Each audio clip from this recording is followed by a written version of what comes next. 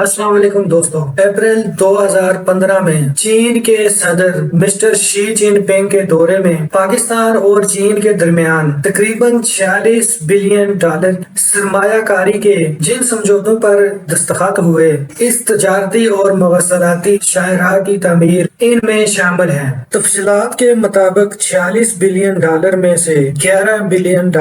Economic corridor کے لیے رکھے گئے، باقی $35 بلین کی سرمایہ کاری توانائی کے منصوبوں میں کی جائے گی، جن میں پن بجلی کے علاوہ شمسی توانائی اور کوئلے سے بجلی حاصل کرنے کے منصوبے بھی شامل ہیں۔ پاکستان میں آج تک کسی ملک کی طرف سے اتنی بڑی سرمایہ کاری نہیں کی گئی۔ امریکہ، جس کے ساتھ پاکستان کے فوجی اور اقتصادی تعلقات گزشتہ 6 دہائیوں پر محیط ہیں، اب تک پاکستان کو قومی معیشت کے مختلف شعبوں میں سب سے زیادہ امداد دینے اور سرمایہ کاری کرنے والا ملک رہا ہے، لیکن پاکستان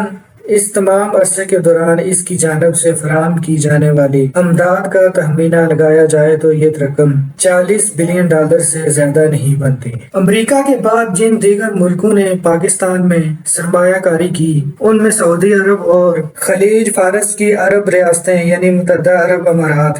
قطر اور بحرین شامل ہیں، لیکن ان کی طرف سے سرمایہ کاری کی رقم چینی سرمایہ کاری کے مقابلے میں بہت کم ہے۔ خود چین کی جانب سے، جس نے امریکہ، جاپان، جنوبی کوریا، تائیوان اور ہانگ کانگ، جنوب مشرقی ایشیا اور افریقہ میں بھاری سرمایہ کاری کر رکھی ہے، ایک ہی وقت میں کسی ایک ملک میں اتنے بڑے پیمانے پر انفراسٹرکچر کی تعمیر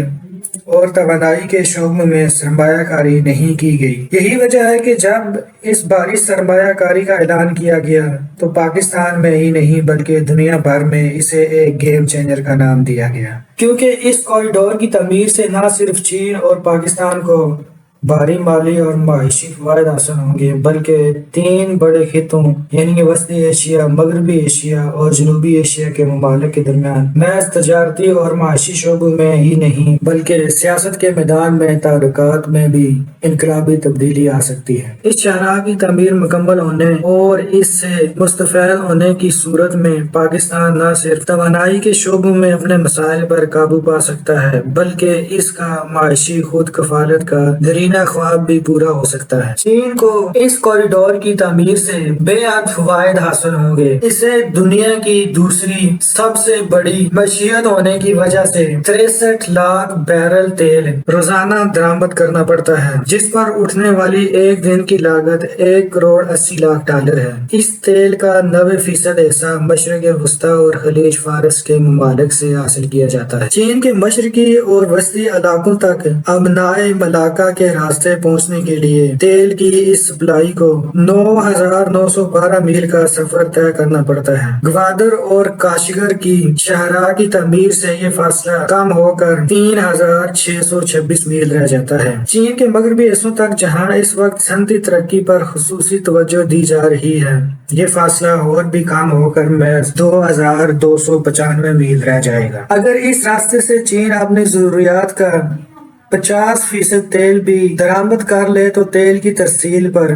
چینی اخراجات 1/3 یعنی صرف $60 لاکھ یومیہ رہ جائیں گے۔ اس طرح چین کو ہر سال $2 بلین کی بچت ہوگی، لیکن اس مالی فائدے سے کہیں زیادہ اہم اسٹریٹجک فائدہ ہوگا جو چین کو بحیرہ عرب کے بندرگاہ گوادر تک رسائی حاصل کر سکتا ہے۔ ایک طرف اس خلیج فارس، مشرقی وسطی اور اس سے آگے افریقہ میں چین کے معاشی اور سیاسی اثر و رسوخ میں اضافہ ہو سکتا ہے، اور دوسری طرف اسے گوادر کی صورت میں بحری تجارتی شاہراہ کے لیے ٹرمینل حاصل ہو سکتا ہے۔ دوستو، سی پیک منصوبے نے پاکستان کو خطے سمیت دنیا بھر کی نگاہوں کا مرکز بنا دیا ہے۔ اس منصوبے کے آغاز اور تکمیلی مراحل سے پہلے قومی سطح پر کئی اہم فیصلے ہوئے، قیام امن کی کوششوں میں تیزی آئی اور اس بات پر عمومی اتفاق پایا جاتا ہے کہ یہ منصوبہ پاکستان ہی نہیں بلکہ اس خطے کی تقدیر بدل ڈالے گا۔ اس منصوبے کے حوالے سے اہم سنگ جنگ میل اس وقت طے ہوا جب سی پیک کے اہم ترین حصے گوادر بندرگاہ کا افتتاح نومبر میں کر دیا گیا۔